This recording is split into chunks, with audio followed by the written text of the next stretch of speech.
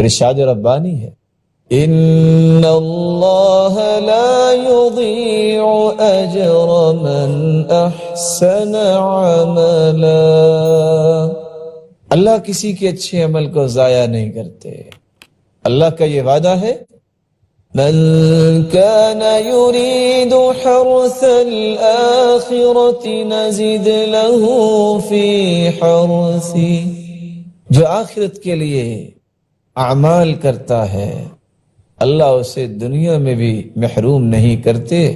آخرت میں تو اللہ نے اس کے لیے انعامات رکھے ہی۔ اخلاص کی یہ نشانی ہے کہ انسان اپنے عمل کو خالص اللہ کی رضا کے لیے کرے۔ آج دنیا میں اگر کوئی اللہ کے گھر میں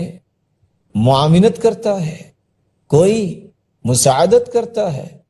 تو اس کی یہ خواہش نہیں ہونی چاہیے کہ میں نے مسجد کے اندر صفیں بچھائی ہیں، میں نے مسجد میں پنکھے کا انتظام کیا ہے، تو میرے مسجد میں قدم رکھتے ہی پوری انتظامیہ کو سلوٹ کرنا چاہیے۔ یہ خواہشات انسان کے اخلاص کے منافی ہے۔ اس لیے ابن حجر اسقلانی رحمۃ اللہ علیہ فتح الباری صحیح بخاری کی شرح میں کیا نقل کرتے ہیں، من بنى مسجدا وكتب اسمه عليه كان بريئا من الاخلاص، جو مسجد بناتا ہے اور اپنی شہرت کے لیے اپنا نام لکھتا ہے وہ اخلاص سے بری ہے۔ آج انسانیت کو یہ سوچنا ہے کہ آج وہ کہاں کھڑی ہے۔ 400 روپے کی اگر وہ گھڑی خرید کے مسجد میں لگاتا ہے تو اس پہ بھی نام لکھتا ہے کہ یہ میری طرف سے ہے۔ انسان آخر اتنا سطحی کیوں ہو گیا، اتنا اس کے اندر نچلا پن کیوں آ گیا؟ اس لیے کہ اس کو اللہ کے انعامات یاد نہیں رہے، وہ جنت کے انعامات، لا عین رأت، ایسی نعمتیں اللہ نے جنت میں رکھی ہے آج تک کسی آنکھ نے ان کا نظارہ ہی نہیں کیا، ولا اذن سمعت، ایسی نعمتیں اللہ نے جنت میں تیار کی ہے کسی کان نے ان کا تذکرہ ہی نہیں سنا، ولا خطر علی قلب بشر، ایسی نعمتیں اللہ نے جنت میں تیار کی ہیں آج تک کسی کے دل میں ان نعمتوں کے بارے میں خیال ہی نہیں آیا۔ اللہ رب العزت ہمیں ایسی ہی نعمتوں کا مستحق بنا دے کہ انسان جب عمل کرے خلوت میں ہو جلوت میں ہو، اللہ کی رضا کے لیے کرے، اس کی خلوت و جلوت میں کوئی اختلاف نہ ہو۔ اور علی رضی اللہ تعالی عنہ فرمایا کرتے تھے، ینشط اذا مدح بی، ریاکار کی یہ نشانی ہے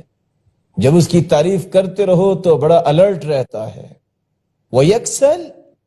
اِذَا ذُمَّ بِهِ، اور اگر اس کی مذمت بیان کر دی جائے، خواہ اس کی اصلاح کے لیے کوئی اس کو بات کہہ دی جائے تو اپنے عمل کو چھوڑ دیتا ہے،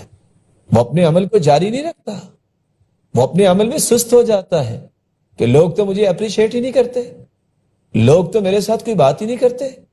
کیا تم نے لوگوں کے لیے کام کرنا ہے یا لوگوں کی اپریشیٹ کی تمہیں خواہش ہے؟ بس خواہش یہ رکھنی چاہیے انسان زمین پہ چل رہا اور اس کے قدموں کی چاپ بلال کی طرح جنت میں سنائی دے۔ یہ عظمت ہے، یہ تعریف ہے جو اللہ رب العزت اپنے فرشتوں کے سامنے کسی بندے کی تعریف کرتے ہیں۔ اس لیے رسول اللہ صلی اللہ علیہ وسلم نے فرمایا تھا ابو بکر صدیق رضی اللہ تعالی عنہ کو، میں تمہیں چند کلمات سکھا دیتا ہوں، یہ کلمات پڑھ لینا، اللہ تمہیں ریاکاری اور شرک سے محفوظ فرمائیں گے۔ فرمایا تم یہ کلمات کہہ دیا کرو، اللہم انی اعوذ بک ان اشرک بک شیئا وانا اعلم واستغفرک لما لا اعلم، اللہم انی اعوذ بک ان اشرک بک شیئا وانا اعلم، اے اللہ میں تیری پناہ میں آتا ہوں کہ میں کسی چیز کو تیرا شریک بناؤں، میں جانتا ہوں یا نہیں جانتا، میرے شعور اور لاشعوری میں بھی کوئی ایسا عمل ہو، اے اللہ میں تیری پناہ میں آتا ہوں، وَأَسْتَغْفِرُكَ لِمَا لَا أَعْلَمُ، اے اللہ میں ان کوتاہیوں سے بھی استغفار کرتا ہوں جو مجھ سے ہو جاتی ہیں لیکن مجھے ان کا شعور نہیں ہوتا۔ میرے اللہ رب العزت سے دعا ہے معلم انسانیت محمد الرسول اللہ صلی اللہ علیہ وسلم جو پوری کائنات سے مخلص انسان ہیں ان کی رفاقت نصیب فرمائے، اور اللہ رب العزت ہمیں اپنے دیدار کا مستحق بنائے۔ وآخر دعوانا ان الحمد للہ رب العالمین۔